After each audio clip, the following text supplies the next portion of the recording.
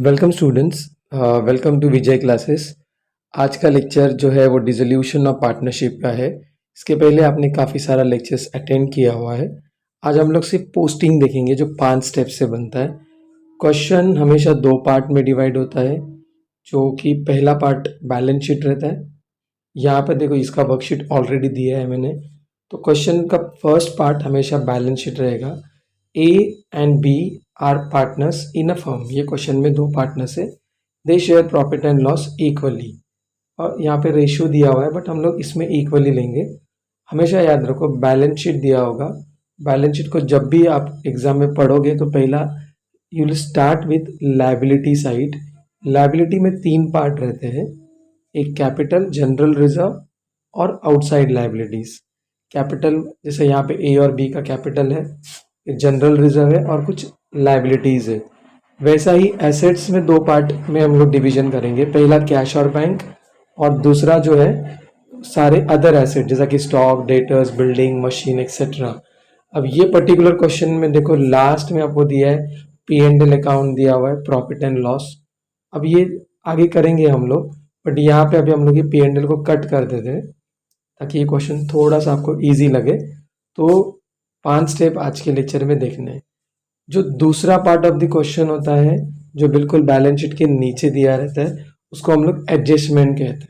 Adjustment मतलब आपने ये जो प्रॉपर्टीज है वो बेचा, या ए लेकर गया या बी लेकर गया, इसका इंफॉर्मेशन जहां दिया होता है उस चीज को हम लोग एडजस्टमेंट कहते हैं। एडजस्टमेंट का लेक्चर हम लोग बाद में रिकॉर्ड करके मैं आपको भेज दूंगा।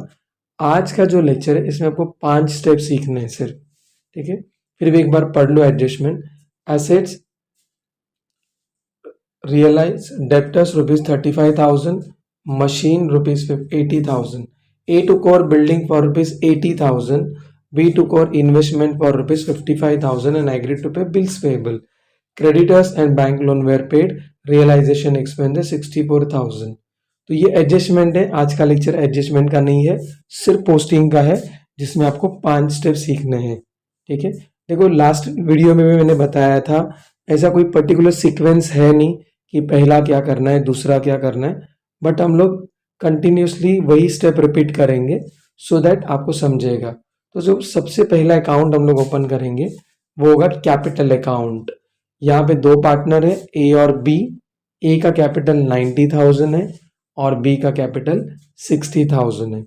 यहाँ पे आपने कैपिटल अकाउंट के क्रेडिट में लिख दिया बाय बैलेंस ब्रॉट डाउन, ए का कैपिटल 90,000 और बी का कैपिटल 60,000। ये हमारा स्टेप नंबर 1 होगा। हमेशा यही स्टेप से हम लोग शुरुआत करेंगे। सेकेंड क्वेश्चन में देखो, क्वेश्चन पढ़ते हैं अपन। यहाँ पे देखो, यहाँ पे क्वेश्चन में जनरल रिजर्व 40,000 का है। अब बिजनेस बंद हो रहा है स्टूडेंट्स, जब बिजनेस बंद हो जाएगा तो जो भी जनरल रिजर्व है पार्टनर्स आपस में डिस्ट्रीब्यूट करके लेंगे, जो भी प्रॉफिट शेयरिंग रेशियो है, और वो क्रेडिट साइड में लिख देंगे बाय जनरल रिजर्व। यहाँ पे इक्वल रेशियो एज्यूम करते हैं, तो 40,000 में से 20,000 ए को मिला और 20,000 बी को मिला। तो ये हमारा स्टेप नंबर 2 होगा जनरल रिजर्व का, जो कि हमेशा पार्टनर्स में डिवाइड होगा। स्टेप नंबर 3 जो है, हम लोग स्टेप नंबर 3 में हमारे जितने भी आउटसाइड लायबिलिटीज है, जैसा कि creditors, bills payable, bank loan, bank overdraft, outstanding salaries, ये सब आपको लायबिलिटीज में दिया होगा। कॉमनली यही 2-3 आते हैं हर साल, क्रेडिटर्स, बैंक लोन। यहाँ से हम लोग ये सारा लायबिलिटीज को कॉपी कर लिया। फिर ओपन होगा रियलाइजेशन अकाउंट, ये क्रेडिट साइड में जाएंगे और वहां पे लिखेंगे बाय सनरी लायबिलिटी। जैसा पोस्ट कर दिया स्टूडेंट्स, बाय सनरी लायबिलिटीज। अब ये तो पूरा लायबिलिटीज है ना, लेकिन इसमें से देखो क्रेडिटर्स हैं, जनरल रिजर्व तो बांट दिया, तो अपन यहाँ पे नहीं लिखेंगे, तो हम लोग यहाँ से कट कर देते। बुक वैल्यू में पोस्टिंग होगा। बुक वैल्यू का मतलब होता है जो वैल्यू बैलेंस शीट में दिया है। ए और बी का कैपिटल भी हम लोगों ने लिख दिया वहां पे। अब तीन ही जन का पेमेंट इनको करना है। एक तो क्रेडिटर्स को 90,000 देना है, बिल्स पेबल का 40,000 रुपए देना है, और एक बैंक का लोन है 60,000 का। यानी ए और बी को इन 3 जन का पेमेंट करना है, और इसको हम लोग नाम देते हैं आउटसाइड लायबिलिटीज। तो मैंने लेक्चर के शुरू में ही बोला कि लाइबिलिटीज के 3 पार्ट है। पहला पार्ट कैपिटल, दूसरा पार्ट जनरल रिजर्व और तीसरा part outside liabilities. Bills payable एक बार चेक करते कितना था, 40,000 रुपया था। अब वहां पे रियलाइजेशन की क्रेडिट में चलते हैं अपन और वहां पे लिखते बिल्स पेबल 40,000। यानी इनका 3 जन का पेमेंट इनको करना है। कितना लाइबिलिटीज होता है, 90 + 40 + 60, तो 1,90,000 का इनका लगभग इनका लाइबिलिटीज है। अब ये लाइबिलिटीज इनको पे करना है। अब स्टेप नंबर 4 अपना आता है कि हमेशा बैलेंस शीट के एसेट साइड में देखो आपको कैश या बैंक ऐसा दिखा होगा। जैसे ये क्वेश्चन में देखो कैश एट बैंक 20,000 है। ये अपना स्टेप नंबर 4 होगा। हम लोग बैंक अकाउंट ओपन करेंगे, बैंक अकाउंट के डेबिट में जाके वहां पे लिखेंगे टू बैलेंस ब्रॉट डाउन 20,000। देखो यहां से बार बार आपको यही स्टेप करना है, लेकिन इसमें एक लॉजिक याद रखो स्टूडेंट्स। बैलेंस शीट का एसेट जो होता है वो डेबिट साइड है और लाइबिलिटी वो क्रेडिट। तो जो डेबिट में एसेट्स में लिखा है वो डेबिट में जाएगा और जो लाइबिलिटी में लिखा है वो हमेशा क्रेडिट में जाएगा। तो ये बैंक यहाँ पे लिख दिया 20,000। तो ये अपना स्टेप नंबर 4 हुआ।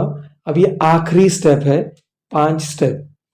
जो भी एसेट्स है जैसा stock, machine, building, debtors, investments, ये बुक वैल्यू में ही हम लोग यहां से पिक करके रियलाइजेशन अकाउंट के डेबिट में एज इट इज लिख देंगे। क्योंकि डेबिट में क्यों लिखा, क्योंकि बैलेंस शीट का एसेट्स हमेशा डेबिट होता है।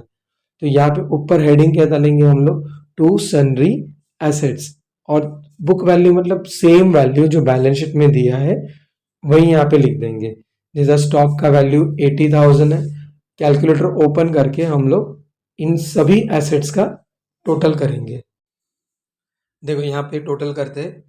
स्टॉक का वैल्यू 80,000 है, डेटर्स का वैल्यू 40,000 है 40,000, मशीन का वैल्यू 90,000 है, बिल्डिंग का वैल्यू 70,000 है और इन्वेस्टमेंट का वैल्यू 80,000 है। तो इनके जो टोटल एसेट्स आ गए 3,60,000। देखो अगर इनका पोजीशन देखा जाएगा तो क्वाइट ओके है, क्योंकि इनके पास प्रॉपर्टी 3,60,000 का है और इन पर कर्जा 1,90,000 का है। ठीक है स्टूडेंट्स।